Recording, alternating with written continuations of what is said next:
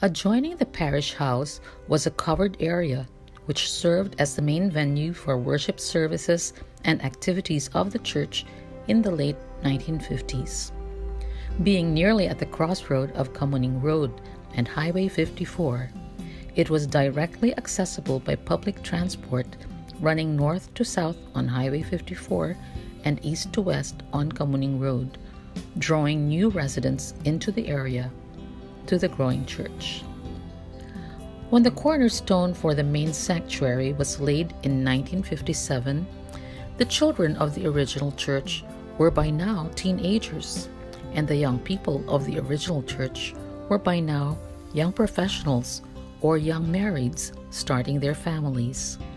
This branching of the membership, along with the continued influx of families and individuals from other areas, contributed to the growth and stability of the church. People make the church could not be truer than when the building along Kfumc Road was being constructed. Grow and build and grow seemed to happen alongside one another. The main building was built through the prayers, generous contributions, and untiring efforts of Kfumc's members through many years, both locally based and those who supported from abroad.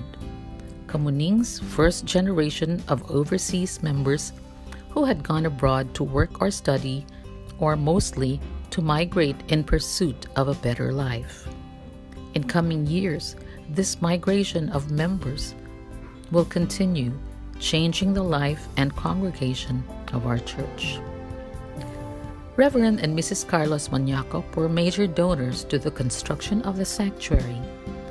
Dr. and Mrs. Tito Acuna donated the elevated altar. Members contributed in every way they could, bringing in money, wood, galvanized iron sheets, nails, and other construction materials as they could. Some members directly rendered their services in the construction.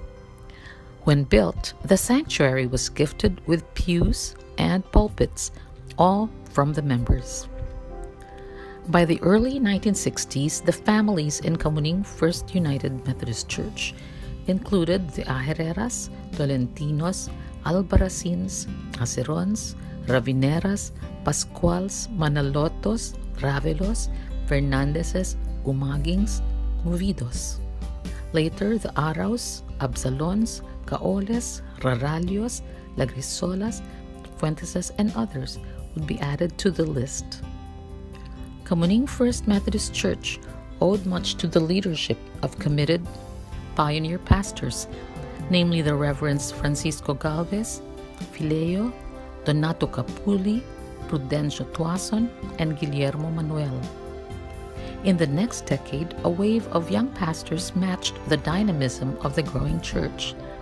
Pastors Eduardo Cahiwat, who served from 1958 to 1963, Emmanuel Alohipan from 1965 to 1967, and Clemente Zuniga Jr., 1967 to 1972. On July 31, 1966, almost 9 years after laying the cornerstone, on their 25th founding anniversary, Kfumc First Methodist Church dedicated the new sanctuary. The following year, in July 1967, the church acquired the 400 square meter lot at the back of the church and parsonage with the financial help of engineer and Mrs. Pacifico Pinili. 3 years later, in July 1970, on the 29th anniversary of KFMC, they dedicated a new educational annex built on this property.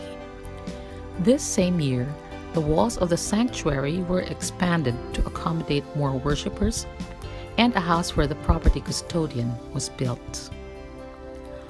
While post-war and post-colonial Quezon City was busy building and Kfumc Methodist Church was busy growing, in the bigger Philippine picture, domestic social problems began to surface.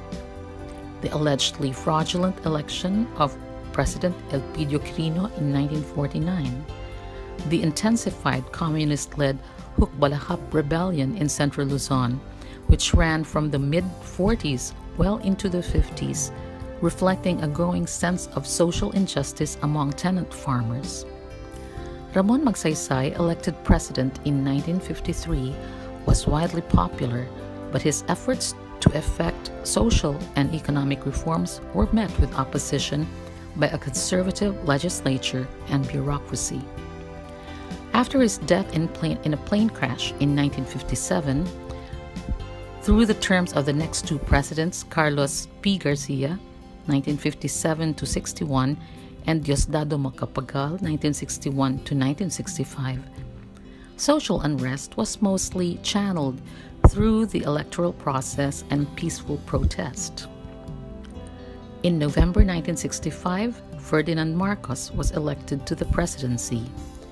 His administration faced grave economic problems plagued by corruption, tax evasion, and smuggling.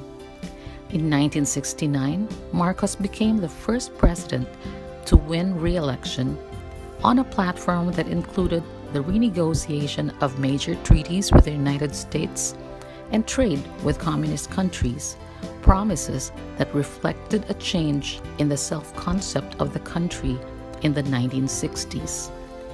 The idea of the Philippines as the Asian bastion of Christianity was increasingly supplanted by a desire to develop an Asian cultural identity.